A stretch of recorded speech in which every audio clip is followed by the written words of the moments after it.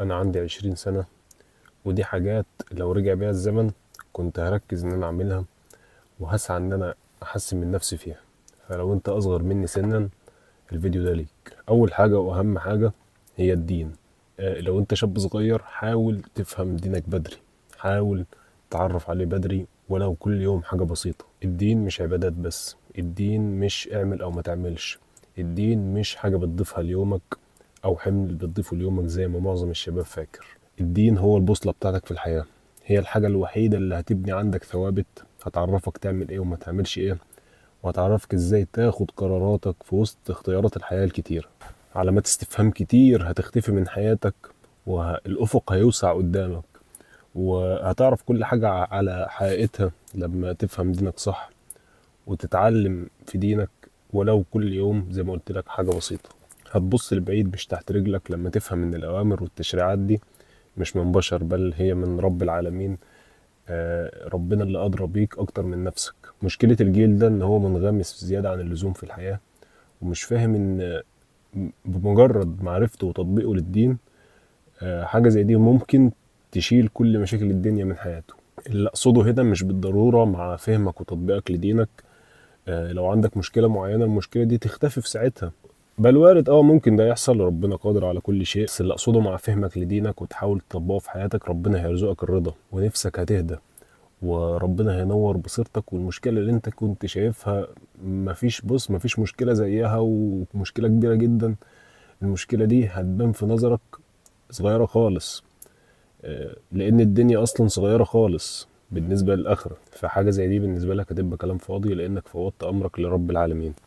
والحقيقة كلام زي ده لازم تكون عندك وعي وفهم ليه في عمر صغير، لانه هيساعدك بعدين وهيفهمك مش اي حاجة تقع فيها تمشي بعقلية اشمعنى انا يا رب.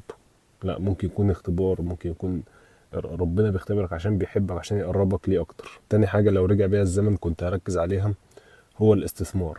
الاستثمار انا بقسمه لحاجتين: الاستثمار اللي الناس كلها عارفاه اللي هي الفلوس، وتاني نوع الاستثمار ان انا استثمر في نفسي. اول نوع اللي هو الاستثمار بتاع الفلوس، انت كشاب في بداية حياتك، لو انت اصغر مني او حتى في العشرينات بداية حياتك، غالبا مش هيكون معاك فلوس المبالغ اللي هي عشان تبدأ في الاستثمار. ودي حكمة ربنا ان انت في بداية حياتك مش بيكون معاك فلوس تستثمرها، بل معاك صحتك ومعاك شبابك انك تستثمر في نفسك وتعلم نفسك وتنمي علمك وتنمي مهاراتك. فبالتالي العلم والمهارات اللي انت بتجمعها خلال سنين شبابك بتتبدل بعد كده لفلوس في سوق العمل بعد كده.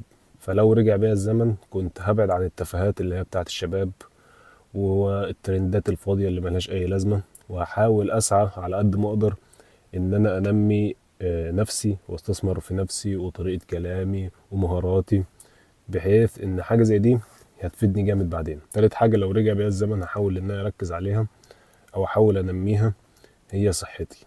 كتير منكم ممكن يشوف الكلام ده بديهي، كلام ممكن أي حد يقوله، بس أنت بدون صحتك صعب عليك انك تنمي مهاراتك وتنمي علمك، وكمان صعب عليك انك بل يكاد يكون مستحيل انك تعرف تقيم دينك وتنمي مهاراتك وتنمي علمك، لان الصحة آه، تعتبر زي عمود بيشيل كل حاجة في حياتك. هحاول ما اقولكش انزل اتمرن والكلام ده، مع ان التمرين شيء اساسي ليك بالذات لو انت راجل. بس لو رجع بيا الزمن هقول لنفسي كلمة واحدة بس عشان احافظ على صحتي. الكلمة هي ان انا اكون واعي ومدرك. اكون واعي بالحاجة اللي انا باكلها، بالحاجة اللي انا بشربها، بالحاجة اللي انا بعملها. اكون واعي بالعادات الوحشة اللي انا ممكن اقع فيها فاحاول ابعد عنها.